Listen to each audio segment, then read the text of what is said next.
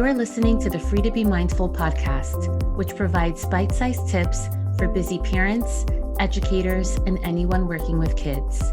These real talk conversations focus on mindful living, mental health, and personal growth, helping all to learn, grow, and inspire with mindfulness in mind. I'm your host, Vanessa de Jesus Guzman, educator, licensed professional counselor, entrepreneur, and mom.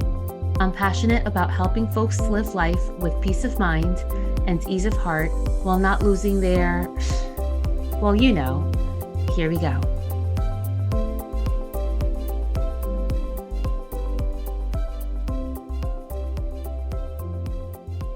Hello and welcome to episode 142 of the Free to Be Mindful podcast. I hope that you're feeling good, looking good, and doing better in this world than you were yesterday. So if you're already familiar with me, welcome back. And if this is the first time you're listening to the podcast, I hope that you enjoy it. To reintroduce myself, I am a licensed therapist located in Richfield, New Jersey, where I work primarily with moms and with kids. However, I say primarily because I do work with other age ranges outside of young children. I see kids ages 5 and up, and I do see young adults as well. And I really enjoy working with young adults because it's a special time. When you're 18, there's so many things that you can do. And I call this time of having the safety net while you're in college, if that's where you are during this age range, because you can make mistakes while having the safety net. But then when you turn 21, there's a whole new almost set of expectations that now you are officially an adult. And that's so weird because, again, you have one foot in this young adult age range and then one foot in this, wait, am I actually an adult mindset? That sometimes it's really odd or interesting having to be somewhere in between. Do you remember when you first felt like an adult? Most of my adult feelings came after 21, but I do remember being a first year student at college. And I remember my mom saying, well, make the dentist appointment yourself. And I was like, wait, what? Like, how do I do that? And it sounds a little silly. Like, I was able, of course, to pick up the phone and just make an appointment for myself. But that's something that I always had done. That's something that my mom always did for me. And that was a standout point in time that I was like, oh, I guess this growing up thing is actually happening. And growing up is, again, weird because there's truly never an age where you have it all figured out. I even see that now as an actual adult.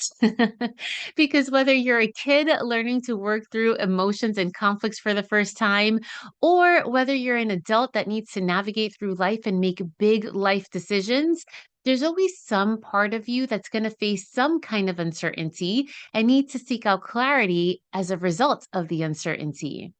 And it is typical, after all, because we're meant to experience a wide range of emotions. And most of the time, we are figuring out life, even if it's step by step and piece by piece. But even though we know that things will fall into place, even if it's eventually, and what's meant to be will be, there's always something within us that seems to cause us to think otherwise. And I think when it boils down to it, it may just be fear of the unknown, being at a place in life where certain changes may seem big and daunting, and worrying about what the future will hold. Or maybe it's fixating on the past, believing that your mistakes define you, and maybe you're struggling from healing from the hurdles and challenges that you've faced up to this point in time. But whatever the case, sometimes we have these unrealistic expectations for ourselves that weigh us down even more than the actual situation. And I really want you to think about what that means. Sometimes it's not even the situation we're facing, but it's a story that we have set up in our minds that can weigh us down more so than what's actually happening. And this can happen between that special space of 18 to 21, but it can also definitely happen to us who are double and triple and quadruple times that age. And this actually reminds me of when I was 26 years old and my dad sat me down for a very serious conversation, which threw me off because it's not typically how, we converse with each other. And I remember him asking me very seriously, now remember, in old school, typical Dominican dad, saying, "What is it that you're doing with your life?" And I was 26 years old. And I sat back and I was like, what is it that I'm doing with my life? I was living on my own. I was teaching full time by day. And at nighttime, I was going for a master's in school counseling. I was also involved in a lot of organizations trying to make positive change, as I've always enjoyed doing. But where my dad was coming from was, what is it that you're doing with your life? You're not in a serious committed relationship yet. And when is it that you're going to settle down, get married, have kids, and provide a grandchild? That is where he was coming from. And even though I was pretty content where I was in life at that point in time, it actually was the beginning, the trigger for having what I called a quarter life crisis. Because I did then after that begin to get worried and saying, oh my goodness, what is it that I'm doing with my life? I'm doing nothing with my life. But again, I was 26, living on my own, being a full time teacher, and going to school part time to get a master's. I was doing a lot of great things, but in that old school way, in that old school mentality, I wasn't doing much because I was not in a committed relationship. And it placed in me this expectation of having to be at a certain point in my life where I was not. And I was not behind, I was not ahead, I was at my own pace. But sometimes this happens in life where we think that we should be following some kind of timeline set out by other people outside of ourselves. And we may really be okay, but then we feel that we are falling behind. But then we feel that we are not keeping up with the Joneses or with whomever and not doing things as we should. But what we have to remember is that there really is no right way of doing things. The actual only way of doing things is at the timing of our own lives, is when we feel that things are okay to happen. And when we start believing these expectations, then we set ourselves on a trajectory sometimes of disappointment because we're not doing things at the pace that other people think that we should be doing things. And this can become an unhealthy way of thinking and of living. And that was just my personal example, but there are a slew of other examples where unrealistic expectations really guide or kind of jade our view of who we are. And it can be things like hurting someone unintentionally, or missing a commitment, or stressing something about the future that hasn't even happened yet. And these unrealistic expectations are really quite unhealthy because it can make us feel horrible. It makes us think that we're perhaps bad people or bad friends, where in reality, we're just being human. Or sometimes we don't give ourselves the space to understand ourselves or forgive others or forgive ourselves. Sometimes we're so hard on ourselves when we don't reach a particular goal or particular space in life, in a particular time of life. And then we feel really badly about where we actually are in that point in life. So, when we see ourselves falling into this negative pattern of thinking, we want to make sure that we are aware when these things are happening and then, as quickly as possible, break out of that cycle. Because then what happens is that we begin to spiral in this mindset of shoulda, woulda, coulda, that then we lose where we actually are, what we're doing, and what's important to us. So, in order to make this happen, we need to first differentiate between goals and unrealistic expectations. So, a great way to think about it is that goals are little game plans that we aim for, whether they're milestones for physical or mental growth. And with goals, it's important to establish bite sized goals, or as I just talked about in the last episode, quarterly goals, so that we can make sure that they're attainable. Goals are things that we expect for ourselves with the right intention, and they really can guide us toward a positive path. What we want to be careful with, though, is not letting a goal become an unrealistic expectation. Now, this doesn't mean that we can't have big dreams or that we can't become the people we want to be. But it simply means that if the goal ever changes or if we find a new goal, that we shouldn't be so hard on ourselves because of that or feel like we failed just because we didn't do what that original goal was. Instead, we should be proud of ourselves for trying and accept the good that will come with the new direction that we take. So, when we have goals, we want to be firm about the goals, but we want to be flexible in the ways that we get there and be flexible in even shifting the goals depending on where we are in life. Because remember, we are constantly learning and growing and changing. And while we're doing this, so will the things that we envision for ourselves. And we also have to understand our feelings because what happens many times is we experience these big emotions like disappointment, frustration, sadness when things don't turn out the way we expected them to turn out. And instead of shoving these emotions to the back burner, putting them way back in the closet so that we don't have to deal with them or reacting to them negatively, we should take the time to validate them and communicate them in a healthy way. I really believe that there is no such thing as a bad emotion. There are just some intense emotions, and it's okay to feel them. And with that, it's okay to manage them, deal with them, communicate them, shake them off, and then move on to the next emotion that life brings.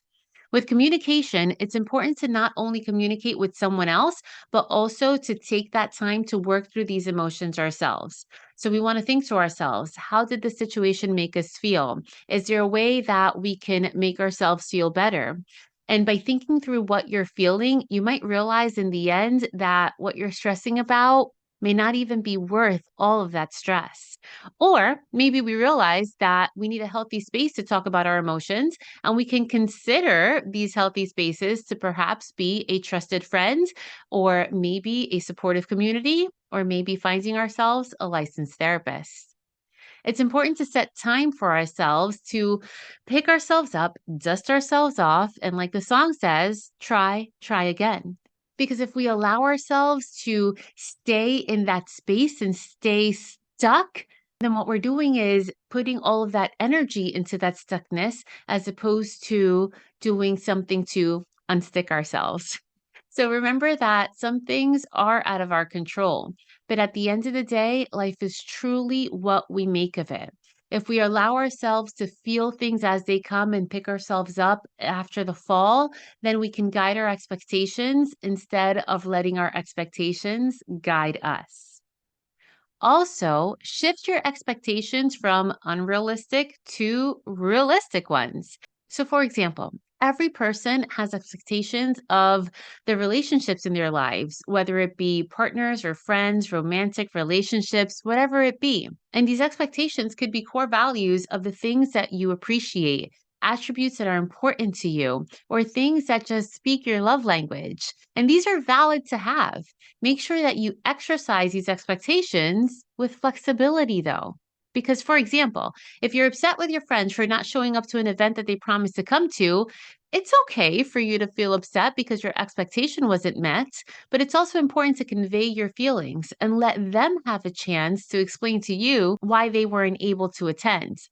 Things come up, and many times we have to give people in our life the flexibility that we would also like too. And when we communicate, we also let them know how important things are to us so that they can keep it in mind for next time. Also, give grace to yourself as you need to as well. Just as it's important to forgive others, it's also just as important to forgive yourself. So, for example, if you didn't get the job you wanted, if you're not in the place where you imagined you would be at this point, whatever the case is, remember that you are good enough because you are you. By understanding why forgiveness is key to the relationships we build with others and with ourselves, we do become stronger and happier individuals. Another tip is to celebrate what you're proud of. And I'm actually guilty of not doing this quite often. Sometimes we think about these unrealistic expectations and we get caught up in, well, why didn't I get the blank I wanted? Or why doesn't my life look the way that I expect it to look like by now? And we spend so much time thinking of what we're still working toward or maybe what we're lacking that we don't take the time to celebrate the things that are indeed worth celebrating. So find ways to highlight your accomplishments. Sometimes this means being a little bit braggadocious to people who love you, but also you can do this by yourself by journaling or using affirmations. It's really awesome to put pen to paper and actually write what you're proud of or what you're looking forward to happening. It's so very powerful because then you'll actually see these things happen and then you can celebrate yourself in writing. Also, treat yourself. You deserve it. So, whether it be a new movie, a new podcast, a latte just because you can, enjoy a breather for working hard and reward yourself, even if you feel like you haven't attained exactly what you're working for yet. Those baby steps along the way are also reason to celebrate. Remember that we need to place trust and love into ourselves and invest in ourselves. When we do this, we create more things worth celebrating and build a strong foundation for all the good that there is to come. And lastly, live in the moment. And this is where mindfully comes in 1,000%. Remember that we can't change what's already happened. We can't change what's in the past, and we can't control what hasn't yet happened. We can't always control the future.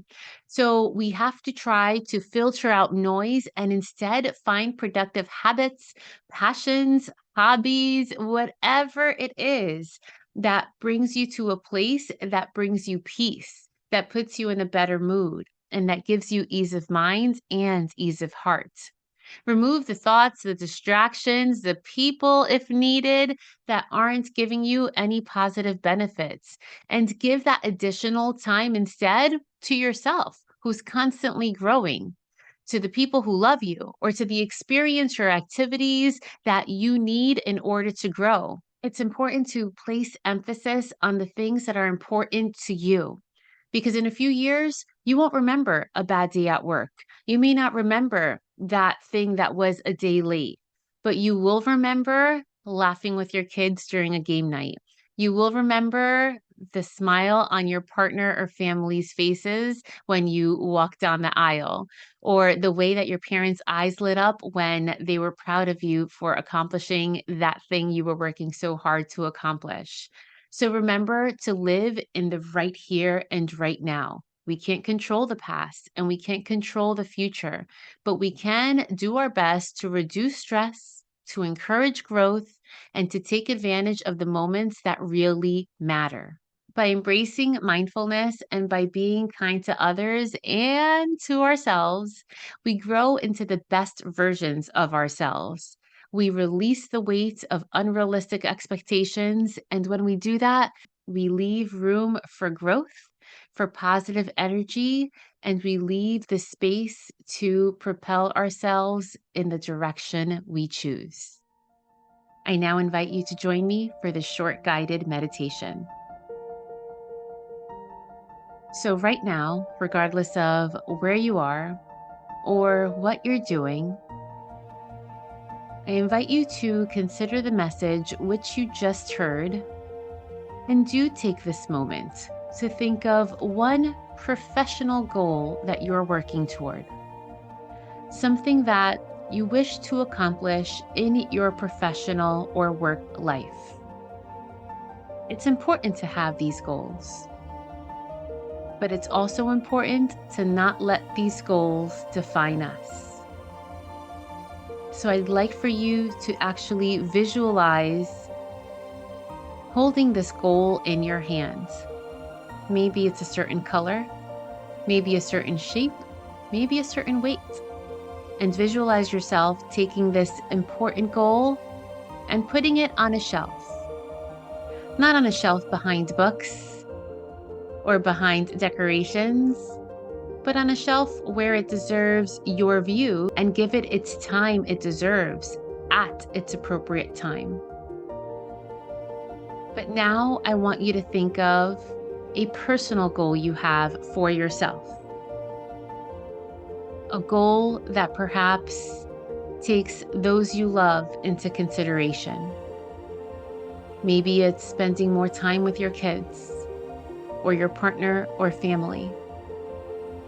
Maybe it's having a dedicated game night or making at least 1 or 2 calls a week, or maybe 1 or 2 texts a week to those that you've lost touch with. Just as it's important to work on our professional selves, it's also important to work on our personal selves. Know that you are comprised of a lot of different values and things you hold important to you. But also know that you are important to others.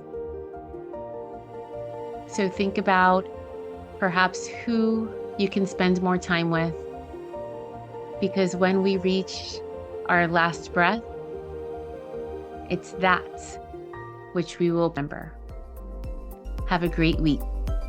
I hope you enjoyed this week's show. It would mean a ton if you took this moment to review the Free to Be Mindful podcast on the platform you catch your favorite shows. That quick and easy act lets me know what you enjoy, and it helps others find the podcast too. And of course, don't forget to subscribe so you can listen along next week. In the meantime, I welcome you to catch me on social media at Counselor V de Jesus. And as always, remember, in a world where you are free to be anything that you want to be, you are always free to be mindful. Catch you next week.